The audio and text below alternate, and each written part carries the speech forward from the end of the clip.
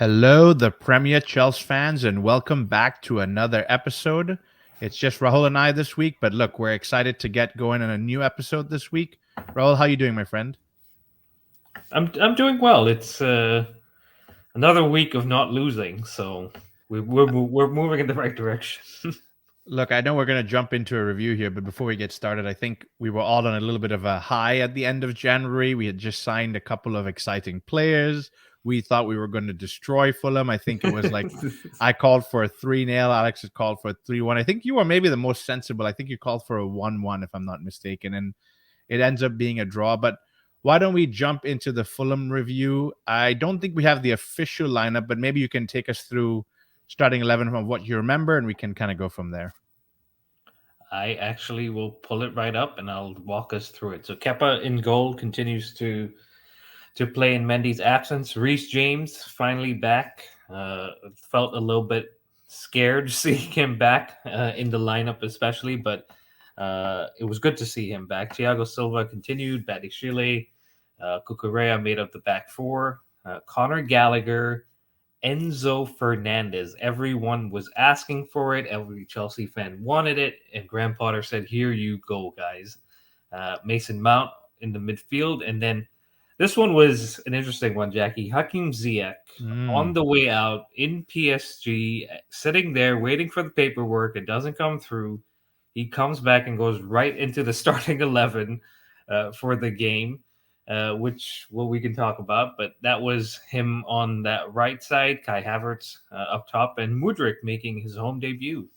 His full debut as well, right? It was the first time he got to start at Stamford Bridge. I think he was excited for that one. But let's start from Enzo Fernandez, E5 or EF5, I think you've been calling him. He's replaced Jorginho. A lot of positivity around this signing, Raul. 120 odd million euros, breaking the Premier League transfer record, and I think the highest transfer for a midfielder in the world, if I'm not mistaken. Don't quote me on that one, but I think it's pretty much up there. What did you make of Enzo Fernandez's game? Maybe we don't do the full Fulham breakdown, but dare I say he might have been the best player on the pitch? I think you can say that safely, that he was the best player, and we very quickly saw what he's going to bring to this team, which is dropping deeper, progressing the ball further up, connecting midfield, attack, defense, and it was good to see as a Chelsea fan, because we've had big money signings have made their debuts, and you've almost felt like they're playing under the pressure of the fee and all the news and hype.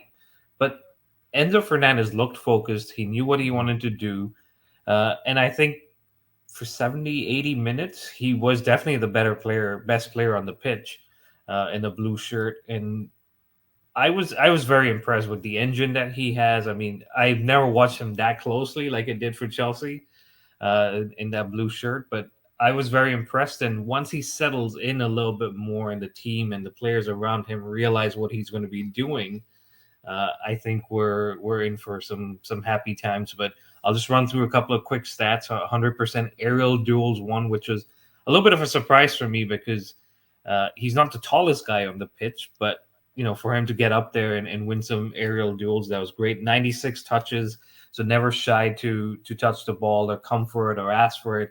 85% pass accuracy, which I think we've seen other midfielders, I'm not going to mention names, we've seen other midfielders kind of lose the ball or give the ball away. He was very, very good with what he did with the ball. Long balls, short balls, keeping it simple, trying to be flamboyant. Even took a shot on goal, which I was like, come on, go in. But no, I think ultimately it was I wouldn't say the dream debut, but it was close to it. Yeah, I think you've summarized it really well. And I think as far as debuts can go, I think that was barring maybe a goal or an assist. And honestly, Rahul, I think I repeat like how I started the episode. We all got a little bit excited, a little ahead of ourselves. I think overall we're not going to expect too much from him. And I fear, like, we'll talk about Mudryk a little bit later, but I fear I don't want to put too much pressure on the player overall, because with Mudryk, he didn't have maybe the exciting follow-up to what the debut was. And we can break that down in a few minutes here or there. But with Enzo, I think the biggest thing I took away, I know you call it progression, and I love that because I saw him coming forward with the ball, but I think the long pass is what I feel like Chelsea have missed from midfield in a long time. And it's so easy to compare him to, oh, well, Michael Ballack could do that, or Frank Lampard, or Cesc Fabregas. And you don't want to compare him to this because he's his own player and he does things differently and he has a different way of moving around the pitch. But it was refreshing to see, I think, in a long time, I haven't seen us have a midfielder that would spray the ball from side to side, forward, trying to find guys. And like you said, it's going to take time for Graham Potter to find his first 11, the ones that he wants to bring in, week out. And then for that first 11 to figure each other out of where he's making a run or he's making a run. And Enzo kind of forms that telepathy with them and knows exactly where to put the ball. So overall, I would say a very good debut. I think there's more to come. And I'm impressed. He only had less than 48 hours with the team. I think he doesn't speak much English. Graham Potter speaks zero Spanish, or maybe he speaks a little bit of Spanish. So I think it's beautiful. But I know you want to move on and talk a little bit about, maybe let's talk a little bit about Hakeem Ziyech, and then we'll come back to Mudryk in a few minutes here, because Hakeem Ziyech is a man, like you said, with his first apartment out in Paris. He was ready to go live by the Eiffel Tower. But why don't you break down what happened there, and then we'll talk about him overall. Yeah, I mean, I think ultimately when we spoke last week, it was, the paperwork didn't make it there in time and there was going to be an appeal, but that didn't come through. And the French League or French Association decided they weren't going to allow PSG to register him. Look, there's two sides to a story. And yes, the way Chelsea handled it, or seems to have come out in the media that the way they handled it is not right, because they did agree to let him go and then to drop the ball at the last minute. And kind of maybe not send the paperwork on time and all of that stuff, does leave the player upset and makes you wonder where his head's at. But on the other side, and I think I said this on Romano's post about this, if PSG knew they wanted him, look, Ben Jacobs has done a great job explaining to us how clubs like to wait till the end. And, when things are pretty much against the wall is when things tend to move. But if you know ahead of time, I want to loan this player in, why wait till the last minute, right? Yep. So I'm going with the mind frame that both sides had some role to play in it. Not trying to defend Chelsea, but maybe I am. But from the player's perspective, I mean, look, he's in Paris. I think he was sitting in the offices of PSG. He was ready to basically post, or maybe even had taken pictures in the PSG shirt. And then all of a sudden to be told, actually, you got to head back to London, man, and we'll figure this out tomorrow. And this was, I think, Wednesday. So he's back in London on Wednesday, mentally maybe not in the right frame, but he starts and he was okay. I mean, there's a couple of other players that were worse than him, so I think he gets that pass. I say it in quotes, but I don't know if once everyone's fit, like Raheem Sterling just came back, we saw him. Mudryk hopefully is feeling better. Pulisic says he's coming back soon. I don't know where Ziyech sits once everyone is fit, given what just happened.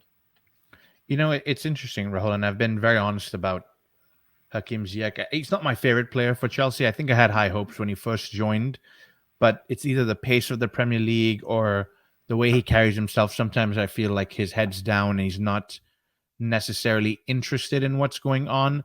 Not in a negative way. I think he's been very professional overall. You don't hear too much about Hakeem Ziyech, but that move is something where I think Hakeem Ziyech is 29, 30. If he goes on a loan in PSG and he impresses, and Chelsea need to do a clear out in the summertime, the chances are he would get a move to PSG, and that would be his last big move, whether it's for a 2-year contract or 3-year contract. He gets to play with Messi, Neymar, Mbappe. I mean, for a player like him, that's obviously something very exciting. And I don't mean to play down Chelsea, because I think we're an absolutely top club, but we just have not had that firepower in a long, long time. You can imagine a Hakeem Ziyech with maybe Didier Drogba leading the line or Costa leading the line, and he's whipping in those balls from deep. You would imagine a lot more would go in, and Hakeem himself would get a lot more confidence. But coming back to him in the situation, mentally, I commend him, because I think it's one of those things where I would be like, I'm going to go play with Messi, and all of a sudden I'm coming back to play at Chelsea. And he starts, like you said, he does okay, but a lot of praise for him to be able to just come in and do the job. And overall, he didn't put his head down. He didn't complain. So massive respect to him. And I think if he does stay, past this. This is only something you can build from. It's complete opposite to what we've seen with other players like a Romelu Lukaku who will go and complain. I think he's done the right thing of staying quiet, doing the hard work, and it endeared him to Chelsea fans. I think for me, if he's not my favorite player, he's actually working towards being a player that I can actually respect and enjoy while he's with us. Yeah, I don't disagree with you, but it does make me wonder how much more we're going to get out of him for the rest of Right. the season. And so that's my whole thing is we technically didn't want him to stay for the rest of the season. All of a sudden he walks back into the starting 11, and I get, I've mentioned that injuries played a part, but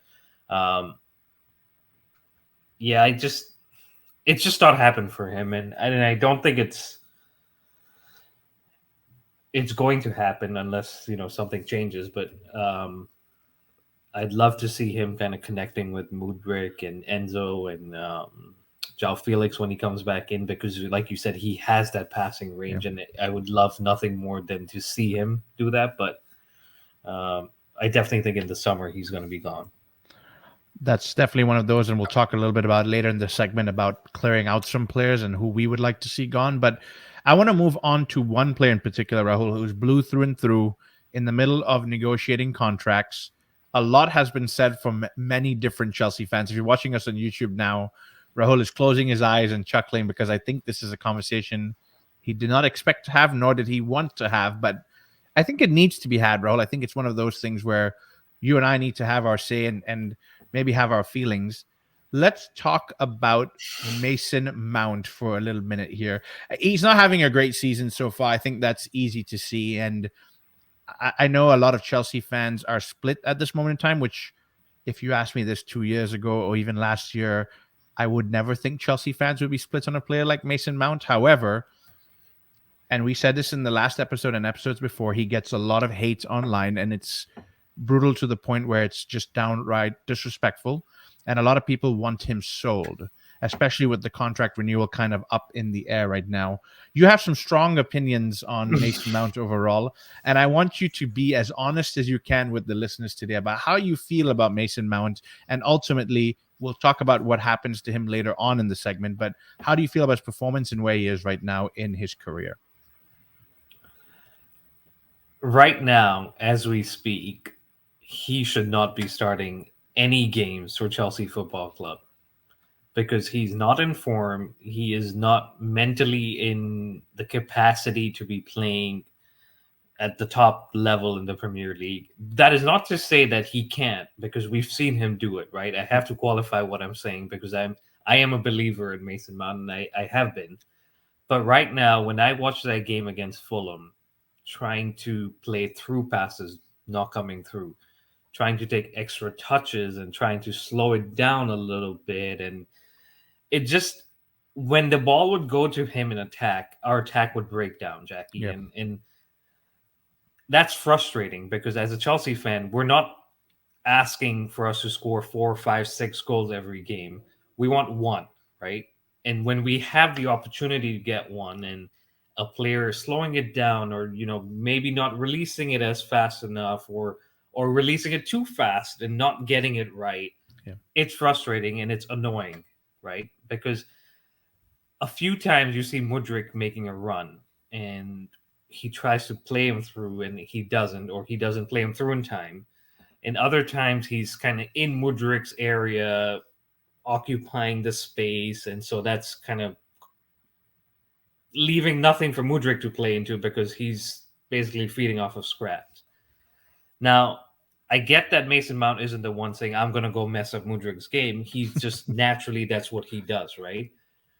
And so I think that's where, as Graham Potter, you got to say to Mason Mount, come in a little central, or make dummy runs for all I care, but allow the ball so that it can be played into Mudryk. And if he's not doing that and he's not getting it right, play someone else in that position. And I'm looking at our bench and who could have been that person. The only person I see is Carney Chukwuemeka.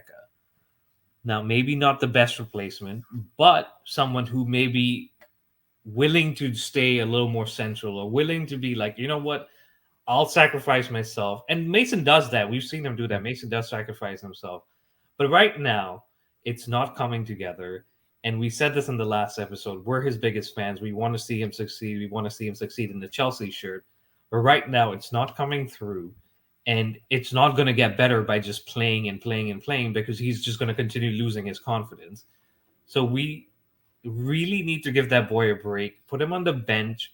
We're going from week to week now. I know we got Champions League coming, but that's one game, and then we have a 3 week, break, in the sense we don't have a midweek game.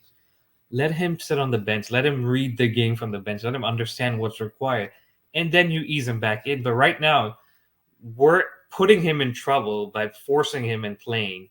And yes, people will again say, "Well, we don't have a midfield and we don't have a natural replacement." I don't care. I really don't care. I would rather see no one play right now than Mason Mount play there. And listen, I think, first of all, I appreciate you being so honest, because I know as long-term Mason Mount supporters, it's difficult to tell the truth, because you and I have his jerseys. We've stood next to him and got him to sign him, because we know how much he means not only to us, but to other Chelsea fans that are maybe thinking a little more logically. I think other Chelsea fans may be heated right now, and so sell him is the easy thing because we have a huge squad, and so get rid of him. But I look at it this way, and I say he has played a lot of football, but the honest truth of it, taking away our biases, he's been poor. It's actually to the point where it's shocking sometimes that, is this the same player that has done so good? And we've seen this before, how with other players. We've had Didier Drogba have spells on the bench, and you had Lampard. Actually, Lampard was probably one of the most consistent players I've ever seen in my life. But you've had other players that come in and out of the squad, and they used to be the core of Chelsea's. Even Cesc Fabregas, towards the end of his Chelsea time, with Mourinho and Conte, towards Conte's time, Conte wanted to phase him out, and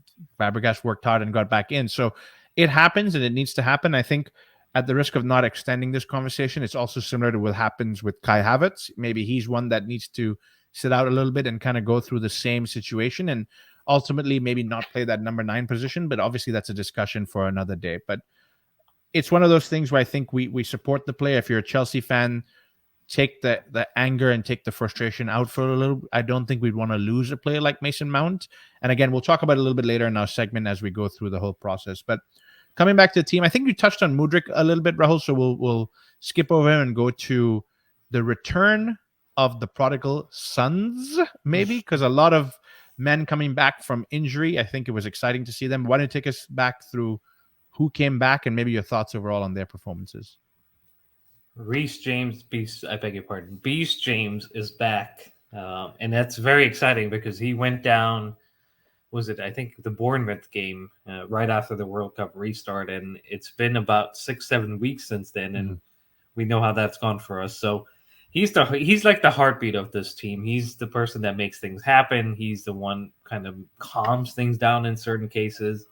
So it's great to see him back. Like I said at the top of the show, it was a little concerning to see him right back into, and no pun intended, into the starting 11. But look, that's the man that we all want to see. So seeing him back was great. Maybe not the best performance from him. Maybe a little bit of ring rust in the sense that he's been out for a while. And maybe mentally he himself was like, you know what, I'm just coming back. I'm not going to go 100%. Yeah. And not that he would ever do that, but mentally you never know. And so I think he stayed on about 60 minutes, which I think was smart, and not forcing it and giving him, the full 90. And so hopefully that's the start of things to come. And then I think again with Ben Chilwell coming back, I think was right around 75, 80 minutes. Another one that we have missed for a long period, starting, last season, coming into this season. So it's great to see him coming back. And I think him coming back will push Cucurella, who was the worst player on the pitch. I'm just going to put it that way. And so he needs a little bit of competition. He needs to understand that he is going to be replaced by Ben Chilwell, and he's going to have to fight to get his place back. And then finally, Raheem Sterling, and you know how I feel about that. It's good to have him back. Well, look, and ultimately, I think with the lack of form of maybe a Mason Mount and a Kai Havertz, it might be good to have a Raheem Sterling back, and we still have a few more guys to come back and play in. So overall, I think good to see them back. I think we've needed them. It's now going to be a challenge across the board of how to get 30 odd players to be happy and working together. But it's a challenge you and I don't have to deal with. We can only speculate, and we'll talk a little bit more about that in just a second here. One last segment, not necessarily returned from injury, but we have a minute here to discuss Pierre-Emerick Aubameyang. I just want to get a quick word from you overall on the situation.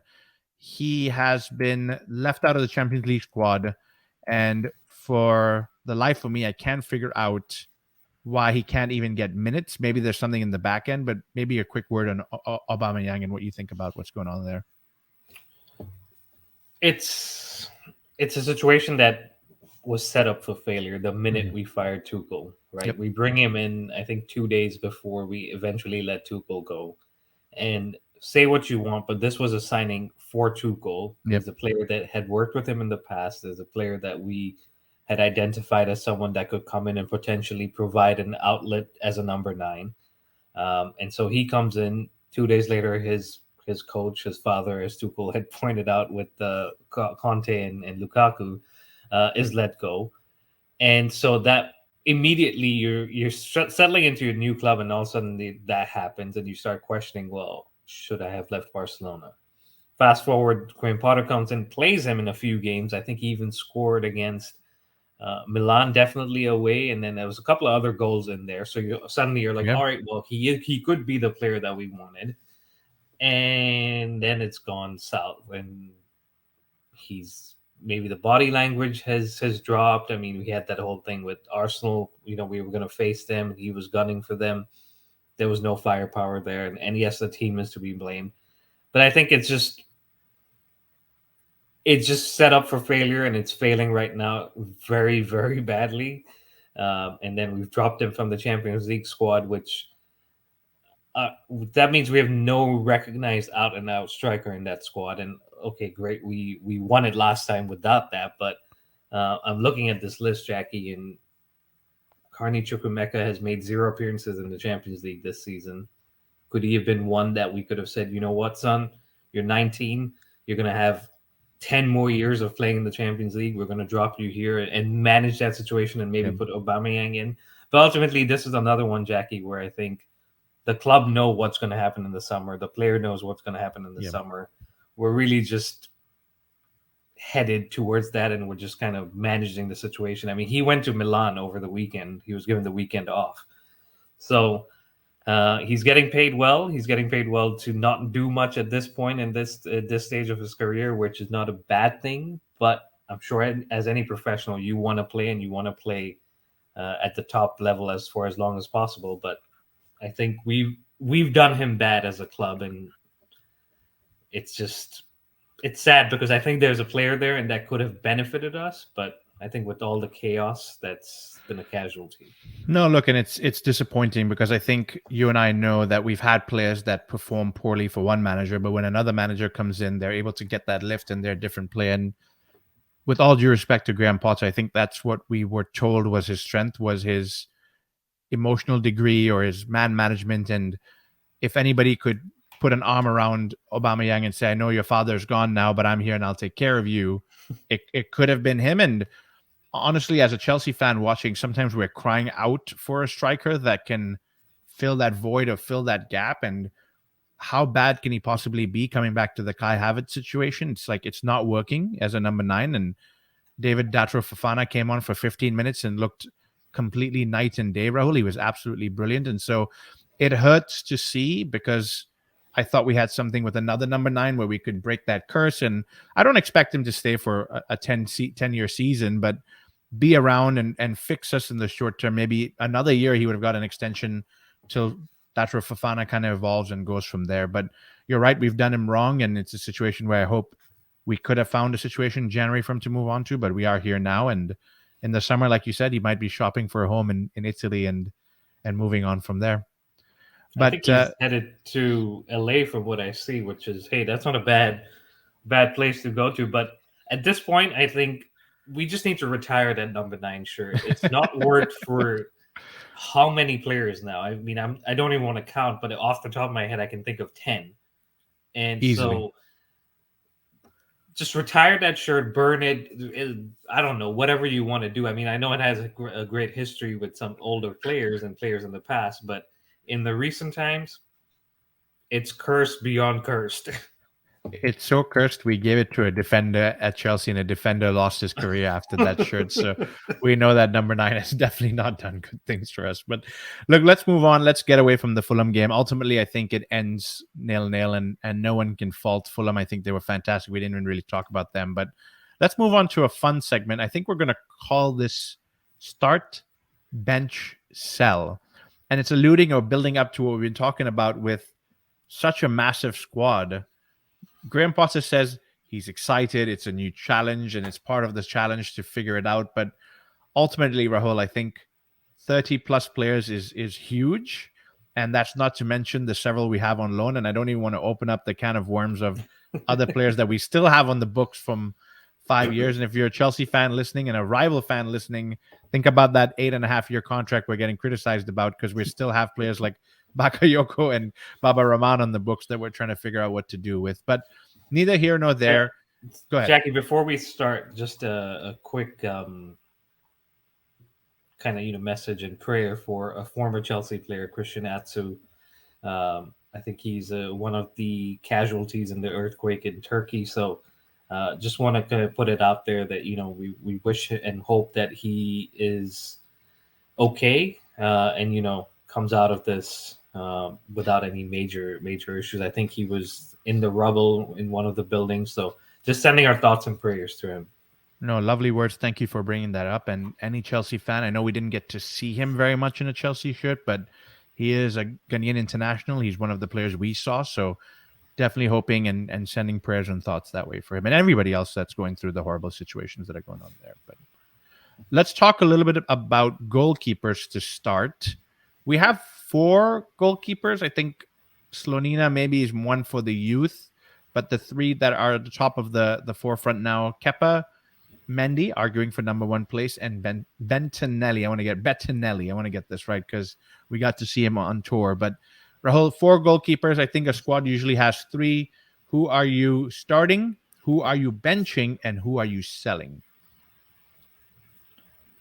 I am selling Bettinelli. Wow. I think that was I don't know why you said wow. And I'll tell you why when you finish. I'll tell you why, but go ahead. Okay. I think that's Bettinelli is simply a homegrown kind of quota kind of filling signing, and no disrespect to him. Look, he's probably a good goalkeeper. He's made it to the top level. I saw him wearing his Rolex. But coming back to him, I think I would sell him. I would honestly start Slovenia next season. Wow. Okay. Let the kid play. And the other 2, I would sell. If Mendy's contract situation doesn't get fixed, I would sell Mendy and keep Kepa. Okay, fair enough. And I think I'm a little bit opposite to what you said there. I'm going to start Kepa. I'm going to bench Bettinelli, and I'm going to sell Mendy. And let me say what I'm thinking out loud, which is why you were laughing. I think Bettinelli is on a lower wage, Rahul, and I think he's satisfied to play second fiddle at this point in his career. I think Kepa showed good performances overall. However, we do have Slonina in the wings, which means that if Kepa does not perform to what we're expecting, Slonina can move back up and fight with him for that first spot. And with regards to Mendy, while he's been brilliant, I think he wants to be a number 1. We've heard rumblings. And as far as Chelsea goes, we've spent 500 million. We might get or be able to get a decent return on Mendy at this point in time and just contribute to that while Slonina comes through and fights over with Kepa. So not trying to make you laugh there, but I think we'll keep paying Bettinelli to have another Rolex by the time we see him next time around. But let's move over to center backs at this point, and defenders. We'll do center backs to start and kind of go from there. I think we have a huge team of center backs, but I guess it depends how you play, whether it's a right back, a 3 at the back, or a 4 at the back. But Benoit Badiashile just came in, Thiago Silva, Trevor Chalobah, Koulibaly, and Fofana. And Rahul, that does not include, again, a few of the guys that are on loan, but those are the names I have there. Obviously, I think some will stay, but just really quickly, who are you starting? Who are you selling? And who are you benching? I am starting Thiago Silva, Badiashile. Okay. I am benching Fofana and Chalobah, and I'm selling Koulibaly. Wow. Okay. So you've gone straight for KK doesn't make a full season. No, well, out of those, was it 6, 5? 5, I yeah. I think he's been the worst performing, and that's a lot because Fofana's barely played. Yeah. Yeah. And that's tough words there. But I'll look at it. I think I have to agree with you. Benoit Badiashile and Thiago Silva seem to be fantastic at the back. We've actually stopped leaking goals. Fofana, I think, needs a chance. We haven't seen too much of him, and the little bit that we scouted and seen through Leicester, he's been brilliant. So it really comes down to Chaloba and Koulibaly, and I think we're not going to get a return on Koulibaly. I could be completely wrong, Rahul. So from a logical business perspective, I think we'll see more from Chaloba financially.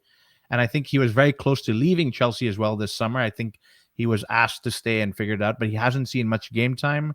Maybe he can get progression, but for me, then I will sell Chaloba and keep Koulibaly for now, and then we'll figure out.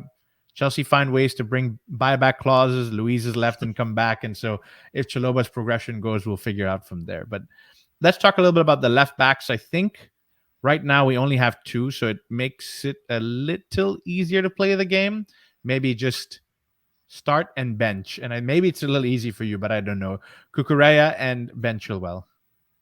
It's very easy. You start Ben Chilwell and you bench Cucurella, but if that boy doesn't perform next season, you sell him. So let me ask you this question, because this is an interesting conversation just for a quick minute here. Cucurella or Lewis Hall? Right now, Lewis Hall. Okay, so you would bench Lewis Hall, but you would sell Cucurella if you could.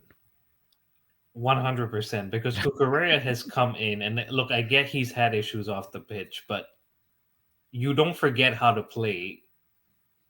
So, I maybe I'm being insensitive, but he's just not shown us what we paid for, and maybe we overpaid. So let's say, you know, maybe we were 15 million over what we should have paid, but even then, he would have been 40 something million. Come on, you positioning is not there, awareness is not there, passing is not there.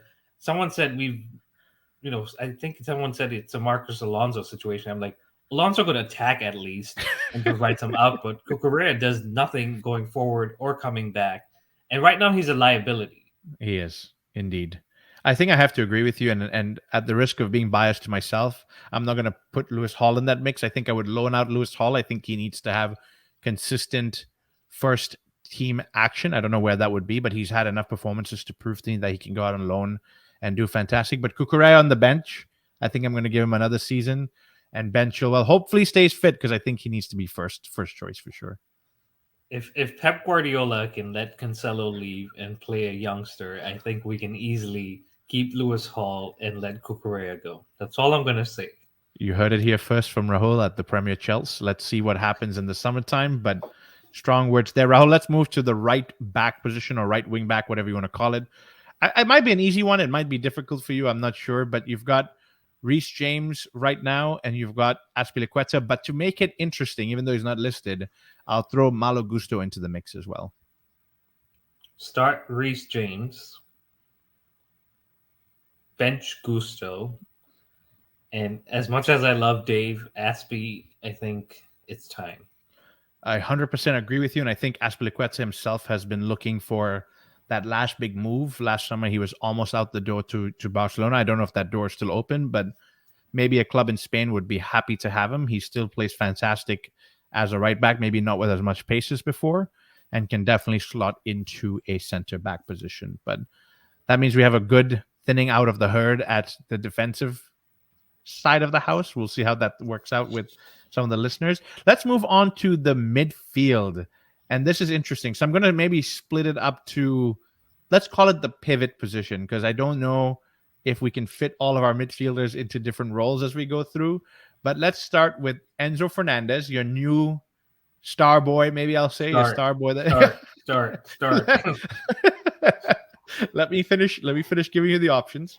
So you've got Enzo Fernandez, you've got Mateo Kovacic, you've got N'Golo Kante, you've got Ruben Loftus-Cheek, and you've got, I'll throw Dennis Zakaria and Conor Gallagher. So I'm going to throw those 6 in there. So figure out and maybe through each of them. So let's run through each of them really quickly. Enzo Fernandez, I think you're screaming start. Start. Who are you partnering with him to start? Right now, I would go with Kovacic, but Okay. if Conte comes back, and I know he's back in training, if Conte comes back, gets fit, is ready to go, it would be Conte. Okay, so Kante and Fernandez are starting. That means Kovacic drops to the bench for you, is what I'm hearing. So we're left with Ruben Loftus-Cheek, Conor Gallagher, and Zakaria. I have to push you to sell one at the very least. Well, Zakaria is not owned by us. That's true. That's fair. Yeah. He goes out, right? So I don't know if Yep. that counts as sell. But then it comes down to Ruben and Gallagher, and I would have to keep Connor and get sell. Sounds a little bit better. Sell Loftus Cheek. And I think that's a perfectly good criticism. I think Loftus-Cheek has been here a few seasons now, back to back. Unfortunately, injuries have plagued him. And you talk about Enzo Fernandez and N'Golo Kante maybe being your starting lineup, and then Kovacic versus Loftus-Cheek. Kovacic is maybe a better all-round player, and Gallagher has to get a chance. I know Chelsea fans, similar to Mason Mount, he divides you, but he is a good player, and I think he will come good. But at the very least, he deserves another full season similar to what Loftus-Cheek has had. And Dennis for Zakaria, hopefully we'll see how that plays out, but I'll let you say a word on this pivot before we move on. I'd keep him. I would keep Zakaria, sign him or loan him back, whatever you want to do. Because Conte and Kovacic, we know, are going to have injuries. It's like when the sun comes out, those two get injuries. So we're trying to reduce the size of the squad. Up. We're trying to reduce the size of the squad, not grow it. But let me ask you an interesting question then. Zakaria, Kante, Kovacic, do the start, bench, sell for me. Imagine we have Zakaria. Start Kante. Yep. You know what? Start Kovacic, bench Zakaria, and sell Kante. And I think that's kind of what I was pushing you to, Rahul, because Kante is a fantastic, fabulous player. But if we take all things aside, the injuries have started to get to him, and it's difficult to see him season after season. So if he's able to get over that hump and we get to see him even for half the season, he's absolutely world-class. But I think Chelsea are progressing into something different, and so it'll be an interesting conversation. I agree with most of everything you've said here. I would also sell Ruben Loftus-Cheek. I think I love him dearly, but time has come for him to find a new challenge. I'd love to get Dennis Zakaria into the team, but I think we're trying to reduce the size of the squad for now.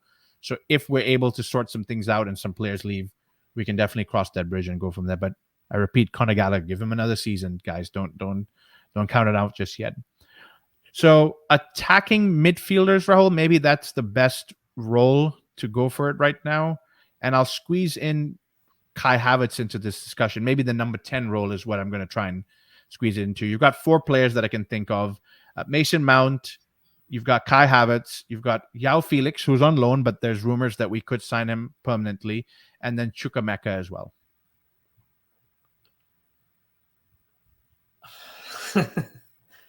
Tough.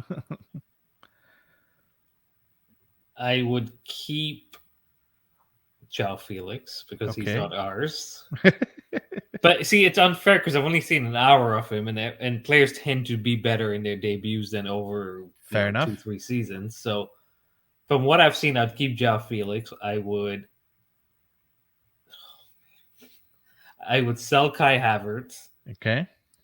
And then I would bench the other 2. Okay. So Mason Mount is on the bench, and I think we can say maybe Connie Chukwuemeka might go on loan. He's still 18, 19 and might get an opportunity to go on this. Kai Havertz. Try to squeeze Kai Havertz back into it. And look, that's a good talking point. I think overall, I haven't seen enough of João Felix. And so for me, maybe it's time to figure that out first before we make a final decision. But for the sake of argument, I would start Mason Mount, I would bench Kai Havertz, and I would sell João Felix, or in other words, let him go back on loan, because I think Carney will be the future. But again, we'll see a little bit more, and we may come back in this podcast, and Bayern Munich may come knocking with a good price for Kai Havertz, and we'll be having this discussion again. Let's talk a little bit about maybe right wing, Rahul. I think that's the best way to put it, as front of the attacking front 3. Right now, Raheem Sterling and Noni Madueke, and maybe Hakim Ziyech. Those are the 3 that would play on the right-hand side. Which ones are you keeping, selling, and benching? I'm starting Nani, I'm benching Raheem, and I'm selling Ziyech. Okay, so Raheem is immediately demoted in Rahul's squad to a bench player, which, well, that remains to be seen. Nani had a decent debut, but we'll see how that plays out. I think I'm going to start Raheem for now, keep Nani on the bench, and then I agree with you, Hakeem Ziyech. It's just not worked, and it's time for him to move on, like we talked about. Let's move on to left wing. I think there are only two players for this position, so it depends what you want to do with them. It's really up to you. But Mudrik and Christian Pulisic. Raheem could play left too, but Raheem could play left I too, would yeah. still bench him on the left side too. Okay. Mudrik starts for me. I mean, again, I'm going off of 30 minutes and then 45 the other day, but if Mudrik is allowed the space and Mhm. put in the right system where we can play balls into him, I think he would be great. So Mudrik would start, and Pulisic. Honestly, I know a lot of people want him to go. He's had injury issues, but I think he would be a great squad player. Maybe U.S. men's national team fans don't want to hear that, but he would be a great squad player. Christian's another one, Rahul, that can play left, right, or middle, which Right. means that as we thin out the squad, it's good to have a guy that can cover multiple positions. I think it'll come down to his fitness and his willingness to want to be here, i.e., his attitude of wanting to maybe not start every single game. But I agree with you. Mudrik will be the one to start for now. Again, time remains to be seen if he's going to be successful overall, and Christian Pulisic drops down to the bench. Let's talk about the front line. It's going to be interesting, and I don't know how it's going to work out, but Aubameyang, I think we discussed him a little bit, so maybe let's put him on the sell for now.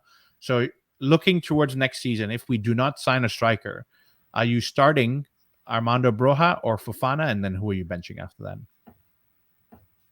Tough. It's very tough because they're both young, and we've not got to see a lot of them in the minutes.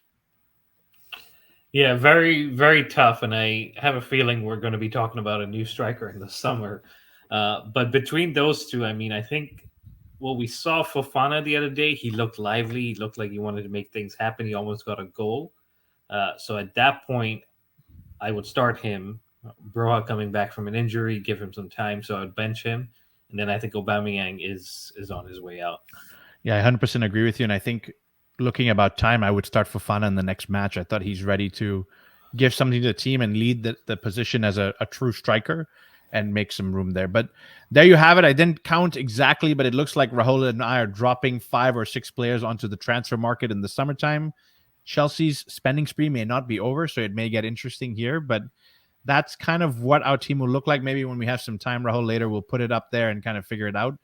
But we have a few minutes here to talk about the newest craze that's going on, the newest rumors, or maybe it's confirmed, I'm not sure, but Manchester City have been in the midst of, I don't want to say a debacle, but news, maybe that's the easiest way to phrase it, that they are under some FFP investigations or they're close to being indicted. I don't know what the right words are, but maybe you can break it down and we can share some news on that and our thoughts on that as well.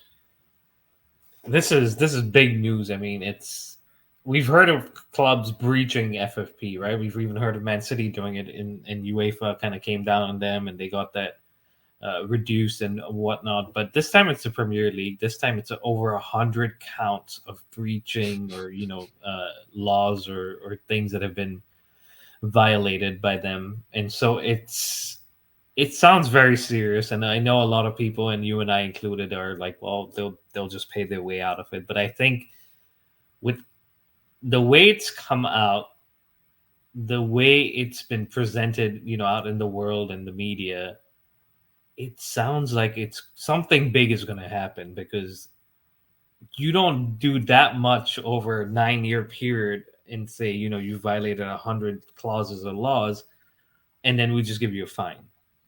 I think there's going to be more to it, and I think they're going to use this as an example, like similar to what they did with us, right, last season, which was not anything close to this, but they came down hard, and rightly, in the sense that there was a war going on. They everything that we know of, and ultimately they made Roman sell the team, which was the worst case scenario for Roman. And so I think they're going to make an example out of Man City, and whether that's fully fine based and maybe it's 100 million and they have to pay that, or it's fine based plus some point deduction, or I don't know, I've heard they even may get pushed down to the championship, which would be crazy. So a lot to be unfolded here. The lawyers are going to be involved Hmm. heavily, and there's going to be a lot of back and forth and negotiations, and ultimately they'll do what's best for both parties. Hopefully not, because that would mean Man City get away with it. But I want to be careful because we're coming off of not even a week ago spending 500 million, six hundred Yeah. million in the space of 9 months. And I know the new buzzword is amortization, and we've spread it out 8 years, and we've ended up only spending 50 million in January.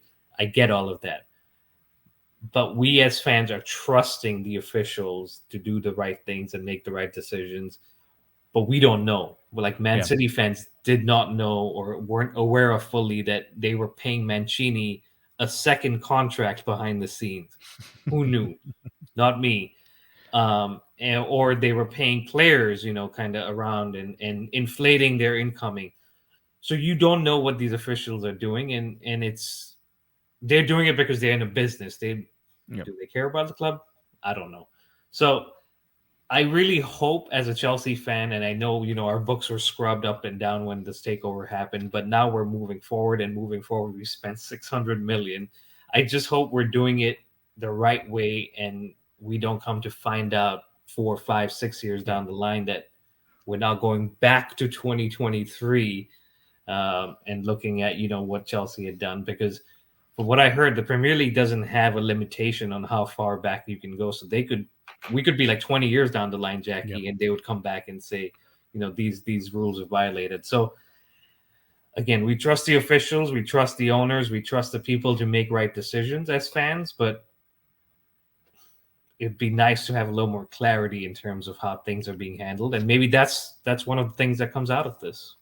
No, and look, I think as a football fan, and maybe I'm one of the few, maybe rival fans don't care, but I think as a football fan, it would be a shame to see Manchester City get relegated. And I think I don't come from that point of view just because Chelsea are a rich club. I think my finger pointing goes back to the Premier League as an organization. I assume, and I need to get educated on this, and maybe we'll make some phone calls, Rahul, and figure out someone who can explain it better to us. But as a business, we turn in our books every year to the organization that is running it. And so every year an organization has an opportunity to review, read it, and make a decision, right? And so you're coming to tell me after 10 years that they've now decided, and I get things take time, but Rahul, a year, 2 years, but we're talking about going back 5, 6 years worth of Premier League titles for them, and even longer, right? Till when they initially got big investments. So what have the accountants for the Premier League been doing over the last decade? It's like we'll read one page at a time. I don't know how a business works like that. And so from that point of view, I think it would be a shame for Manchester City to get relegated if that's what they're touting about. Maybe they go through the whole thing and they say, okay, we're going to do the point deduction similar to what they did to Juventus. But they're talking about stripping titles. And I'm wondering, as a fan, oh, great, I get a title. But you don't get to enjoy that moment or feel that, excitement that happened. And I sit there and I look at it and I use us as a great example. We spent 500 million in 9 months and we're sitting in 10th, right? So ultimately, Manchester City cooking the books or spending more money than they made, that wasn't the only reason that they won Premier League titles. Did it help? 100%. It absolutely poured fuel on the fire. But we are the prime example of spending money doesn't equal titles just like that. There has to be good pieces in place for that to happen. And I'm not saying they shouldn't get punished, and rightly so. And if that's the rules and Chelsea are caught in a year or two, that should be fine. We'll deal with that as well. However, let's not relegate a team that's been there and had heritage and has gone through this process. And 10 years later, the Premier League comes and says, I finally read your books. We're going to make Liverpool a champion and United a champion. I'm sure the fans would love that. But we've got to be careful here and figure out things. And maybe the Premier League needs to put stricter guidelines in place where things are caught a lot sooner rather than later. And people who are intelligent, like Todd Bowley, who are finding ways to get the loopholes. Rahul, you make the joke loophole FC.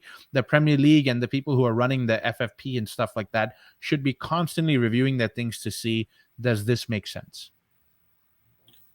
100% agree with you, and that begs the question: is where was this investigation led by another force that could be outside the Premier League, could be the UK government Yeah. from what I'm hearing and reading. And so a lot of things in the play behind the scenes, and that again, Man City, you said they're surprised. Well, I mean, that how much of a surprise can it be if you were being investigated by UEFA 2-3 years ago, right? So again, I want to be careful about what I Mhm. say, but I will wrap up by saying, if things do go south with Man City and certain managers available, I'll just insert, if you can, Jackie. I know we're using a new platform here, but if you can insert the Doctor Evil give me a hug kind of meme, I would that would be Todd Bowley to Pep Guardiola's. So Rahul's taking Pep in a heartbeat tomorrow. Look, I mean, it would also bring up the question is like, why does Pep go for teams that may eventually have issues down the line with FFP? But hey, if he wins a couple more titles and he can get the eluded Champions League with Chelsea, and we can get this badge back because we're about to lose it since the Club World Cup is going on. No, I'm getting off topic. Look, Man City. Um, we'll find out what happens. Like you said, we'll try to get a little more educated with Mhm. our contacts and the people that we know. But it's going to be an interesting situation. It will be interesting indeed, and we'll bring you the updates as we learn and hear about them. But let's move on to the Chelsea women, Rahul. They seem to find a way to keep chugging along no matter what's going on in the world, defeating their nemesis. And our striker has gone to play for them, scores against us, but that's still not enough. We beat Tottenham 3-2 at Tottenham Stadium. What can you share about this? And then maybe take us home after that. We certainly didn't, and the Chelsea women can't keep clean sheets, and the Chelsea men can't score. So make of that what you will. But they're scoring for fun. I mean, Jess Carter starts us off in the 8th minute. Beth England, like you alluded to, is scoring in the 16th minute against Chelsea, who just left in this past window. But then, Jackie, a certain, I'm not even going to compare it to Aiden Hazard because she deserves her own title. Lauren James takes on 4, 5, 6, including the goalie, maybe 7 defenders. So she cuts in from the right, dribbles through, gets into the box and finishes it. And you're like, what just happened? It's a solo goal, right? And she's capable of that. We've Yeah. said that. We've seen her this season. She's come into her own. She's been given the opportunities. I guess one of the complaints was, maybe not assisting or scoring Mhm. enough. And she's like, you know what? I'll show you. And man, that was some goal, and it was in the London Derby. I mean, it's Yep. not like you did just a preseason game. And she's like, you know what? I'm just going to take players on. She believes in herself, and she's can play with both feet. She can dribble. She can take players on. She can provide assists. I think Reece James said it, and I'm going to steal it from him. But she's one of the best players out there right now, and that's full credit to her, but also credit to her dad, Nigel James, who's looking around and he's like, I've got Reece James, who's getting a banner unleashed on Friday. I've got Lauren James, who's winning the London Derby on Sunday. It's a great time, and I know he's put in a lot of work with both of them. But Guru right hand scores the third, and we're 3-1 up. But like I said, we can't keep clean sheets, and we have to make it interesting so we can see the second in the 88th minute. But we go on to win it, rightly so.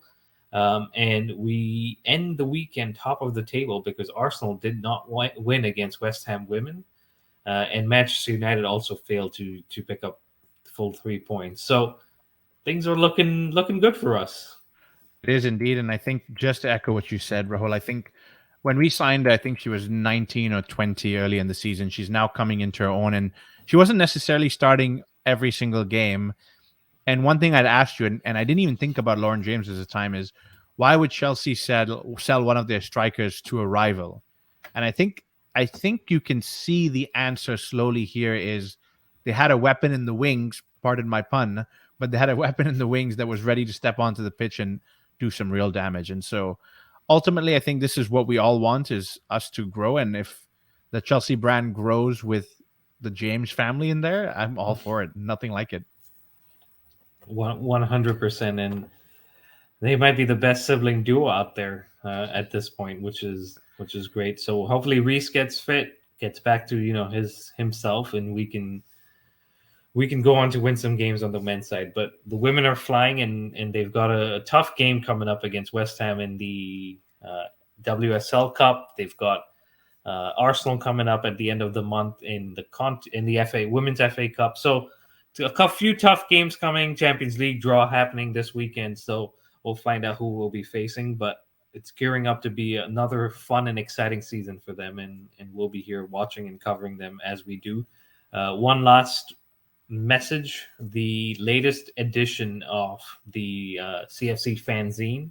If anyone listening is interested to submit any articles or any content for it, the deadline is the 14th. So we're getting closer, guys. If you're interested, please reach out to Dean, and you can send in a piece for that edition. But that wraps it up, guys. It's been a fun episode. It's been an interesting episode. We haven't scored a goal in February yet, but hopefully that will change this weekend against West Ham. But we will be back with a review of West Ham and talk about some of the things that happened. Hopefully we can get the win. But until then, stay safe and up the Chels.